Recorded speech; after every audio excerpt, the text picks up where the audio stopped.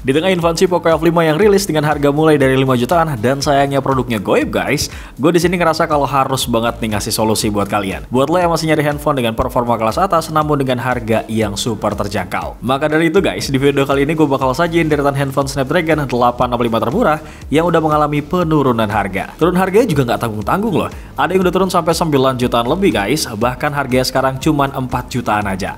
Produk pertama yang mau gue rekomendasi adalah Xiaomi Mi 10T Pro. Berjalan pada tipe memori UFS 3.1, membuat ponsel ini seharusnya sudah bisa melakukan loading yang lebih ngebut lagi nih di semua aplikasi. Sementara buat dapur pacunya, sesuai judul guys, pastinya handphone ini tetap mengandalkan Snapdragon 865.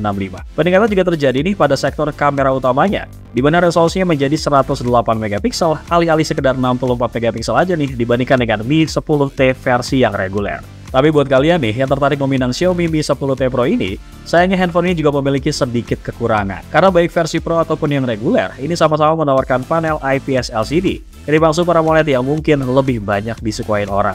Nah, supaya para Mi fans tetap suka dengan layarnya, ternyata pihak Xiaomi terbilang cukup jeli dengan menghadirkan refresh rate yang sangat tinggi, mencapai 144 Hz. Sehingga sebagai sebuah ponsel di luar lini produk Black Shark ataupun Poco, layar dari Xiaomi Mi 10T Pro menurut gue sih bisa menyuguhkan pengalaman gaming yang lumayan powerful bro. Beralih ke sektor fotografinya nih, Xiaomi Mi 10T Pro ini punya kamera yang nggak kaleng-kaleng loh guys. Karena kita disuguhin dengan lensa 108 megapiksel. Untuk hasil kameranya sendiri, di settingan maksimal 108 megapiksel, lu semua bisa ngezoom sampai 30 kali loh, dengan detail yang masih dapat banget. Udah gitu Doski punya fitur always nih yang bikin stabil dan anti-shaky buat ngerekam video bro nih. Kalau lu semua pakai untuk ambil time-lapse dengan settingan 4K, ini handphone juga sabi guys. Dibanderol dengan harga 6.999.000 untuk varian 8 per 256 GB pada saat rilis, sekarang sudah turun sekitar 1,5 jutaan aja nih, di angka 5.499.000. Untuk spesifikasi dan harga terupdate dari Xiaomi Mi 10T Pro ada di scene berikut ini.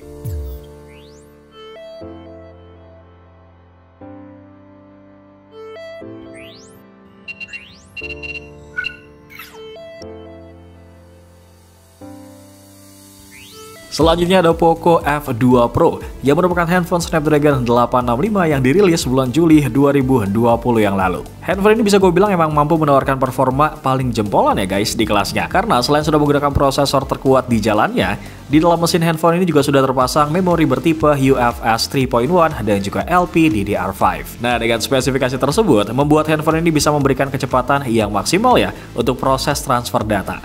Bahkan nih, poin tersebut juga bisa lebih dimaksimalkan lagi loh, berkat dukungan RAM 8GB dan internal storage 256GB.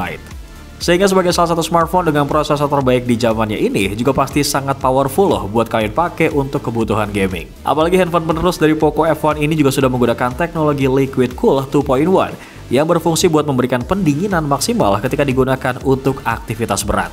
Contohnya nih, seperti main game berat ataupun stalking akun Instagram mantan yang kayaknya lebih cakep nih bro sekarang. Waduh, berkat chipsetnya yang juga strong abis guys, Poco F2 Pro juga punya peningkatan performa 25% lebih tinggi loh untuk grafisnya. Selain itu untuk konsumsi dayanya juga lebih efisien ya, berkat proses fabrikasi 7 nanometer. Ini terbukti banget guys pas FP Gamers nyobain main Genshin Impact dengan settingan highest 60 fps. Untuk GPU-nya ini hanya bekerja sekitar 50%-an aja loh. Tapi guys, FPS-nya ini rata ataupun stabil di angka 40 fps. Mungkin kalau Poco F2 Pro ini pakai refresh rate yang minimal 120 Hz, kayaknya bisa unlock sampai 60 fps nggak sih buat Genshin Impact-nya bro? Kemudian dari sisi kamera, Poco F2 Pro membawa setup quad kamera di bagian belakang ya bro. Lensa utamanya beresolusi 64 megapiksel dengan sensor Sony IMX686. Lensa tersebut juga ditemani dengan 3 lensa lainnya yang terdiri dari lensa ultra wide angle 13 megapiksel dengan sudut pandang 123 derajat, lensa telemakro 5 megapiksel dan depth sensor 2 megapiksel. Sementara buat baterainya, Poco F2 Pro dilengkapi dengan baterai sebesar 4700 mAh dengan fitur fast charging 30 watt. Yang disebut nih dapat mengisi ulang daya hingga 64% dalam waktu 30 menit aja dan 100% dalam waktu 63 menit aja. Dibanderol dengan harga 7.999.000 untuk varian 8 per 256GB pada saat rilis, sekarang sudah turun harga berkisar 3.750.000-an nih, di angka 4.249.000 rupiah. Untuk spesifikasi dan harga terupdate dari Poco F2 Pro ada di scene berikut ini.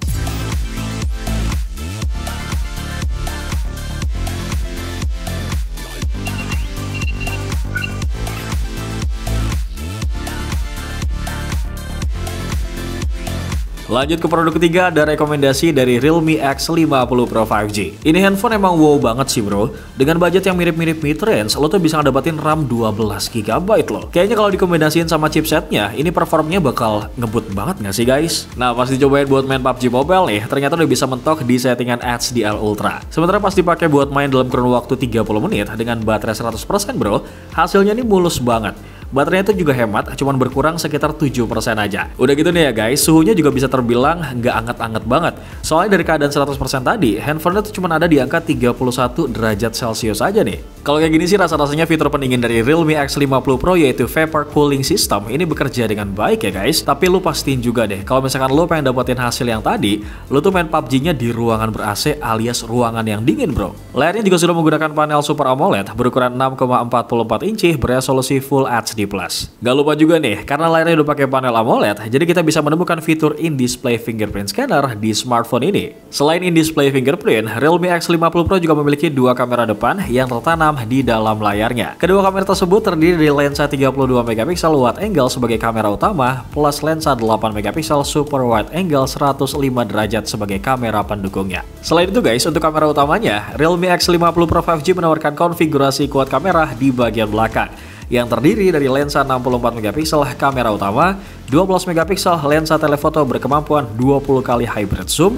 ada 8MP lensa ultra wide angle 119 derajat nih, serta 2MP lensa black and white portrait. Hal yang menarik lagi nih guys, Realme X50 Pro ini dibekali dengan teknologi 65W Super Charge yang diklaim mampu mengisi baterai 4200 mAh-nya ini dari 0 sampai 100% hanya dalam waktu 35 menit aja. Dibanderol dengan harga 12 jutaan untuk varian 12 per 256GB pada saat rilis, sekarang udah turun harga berkisar 4,4 jutaan woi, di angka Rp7.599.000. Untuk spesifikasi dan harga terupdate dari Realme X50 Pro 5G ada di scene berikut ini.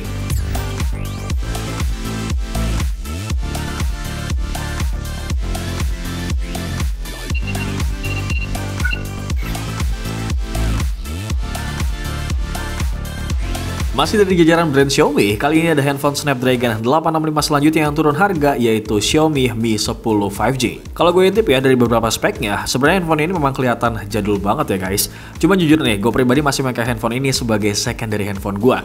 Bahkan gue udah pernah bandingin secara langsung nih sama Poco F5, dan hasil performanya juga masih bagus loh guys. Oke, sekarang kita balik lagi nih buat ngebahas performanya sedikit. Lo bisa lihat ya, waktu 91 Mobiles nih mainin PUBG Mobile dengan settingan tertinggi HDR Extreme, kelihatan mulus banget guys FPS-nya. Suhunya juga tergolong adem nih di angka 39 derajat Celcius selama dipakai kurang lebih setengah jam. Ini semua nggak terlepas sih berkat vapor chamber liquid coolingnya nih guys, yang mampu mengurangi suhu sampai 10 derajat Celcius. Next, sekarang kita beralih ke bagian kameranya. Xiaomi Mi 10 5G punya konfigurasi kamera utama 8MP ya, yang hasilnya bisa dibilang cakep banget bro. Untuk perekaman videonya, ini juga bisa ngerekam sampai resolusi 8K guys. Hasilnya tuh sedetail itu, dan autofokusnya juga nggak lelet loh. Sementara kalau dipakai buat foto dalam kondisi low light, hasil detailnya juga masih nangkep banget ya guys, warnanya juga kelihatan natural nih. Dibanderol dengan harga 10 juta untuk varian 8 per 256GB pada saat rilis, sekarang udah turun harga sekitar 5,1 jutaan nih, berkisar 4,5 jutaan aja. Untuk spesifikasi dan harga terupdate dari Xiaomi Mi 10 5G ada di scene berikut ini.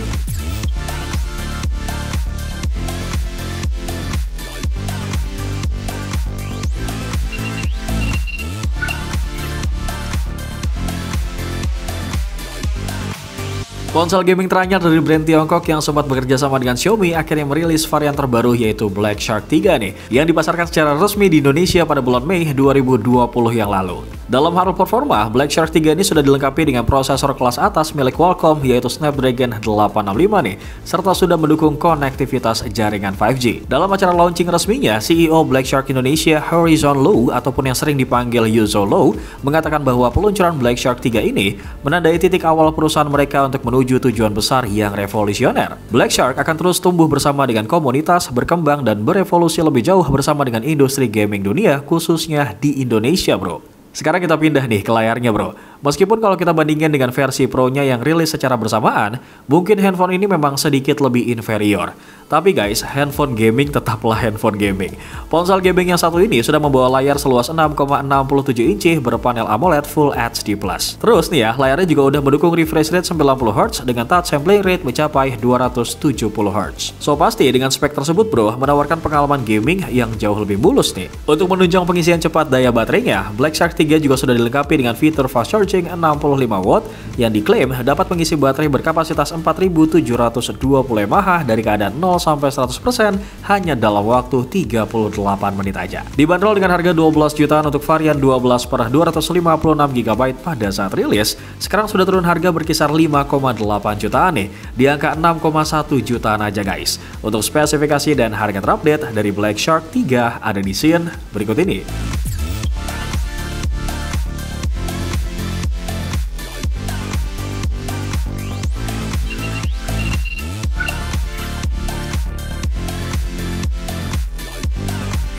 Oke guys, kalau dari tadi lu bosan ya, handphone yang gue rekomendasiin kok Xiaomi mulu nih. Nah, brand selanjutnya yang gue rekomendasiin udah menggunakan chipset Snapdragon 865 Plus, yaitu Asus ROG Phone 3. Nggak afdol ya kan kalau kita ketemu ROG Phone series tapi nggak ngenalin performanya nih. Dengan chipset 800 series dan dikombinasiin sama refresh rate 144Hz, handphone ini mampu bermain COD dengan settingan grafis medium dan frame rate ultra loh. Dan hasilnya guys, ini very smooth banget, halus pisan gitu.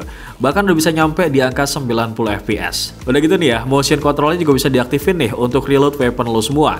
Pas dipakai buat main Genshin Impact, hasilnya juga bisa nyampe mentok di angka 50 fps ya guys, di settingan highest 60 fps. Nah, biar bisa lebih maksimal lagi nih, lo juga bisa aktifin mode performance-nya khusus untuk main Genshin Impact. Kalau performa udah oke, terus gimana nih sama baterainya? Nah, dipakai pas main PUBG selama setengah jam nih ya, ternyata handphone ini cuma berkurang sekitar 6% aja loh baterainya.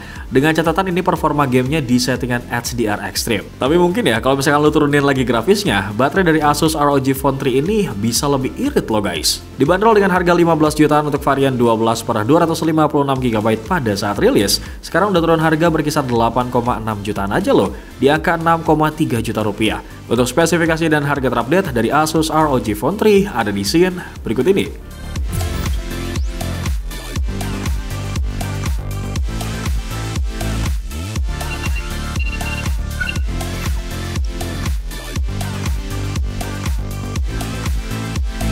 Sebelum kita masuk ke produk terakhir nih Brody, seperti biasa, gue mau ngingetin nih, kalau kedepannya kita akan terus membahas tentang beragam produk terbaik dan menarik hanya di channel YouTube Pricebook dan juga playlist daftar produk terbaik. Produk paling pamungkas yang gue rekomendasiin adalah Oppo Find X2 Pro guys.